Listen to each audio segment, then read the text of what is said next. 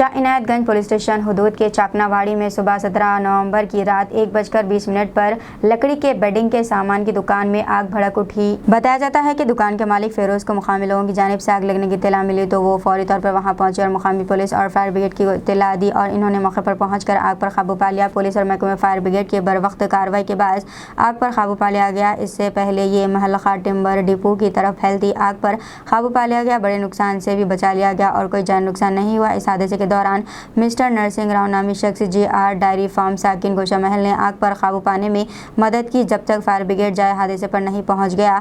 Commissioner of police Hyderabad ने हैदराबाद के एक जिम्मेदार शहरी की हैसियत से मिस्टर नरसिंह राव की कोशिशों और बरवक्त कार्रवाई के लिए इनकी तारीफ की और पुलिस अफसरान SI शाह इनायतगंज, SHO गुड्डी मलकापुर, ACP गोलकुंडा, MS कविता DCP और शाह इनायतगंज PS के ब्लू कोल्स और पेट्रोकार को सराहा।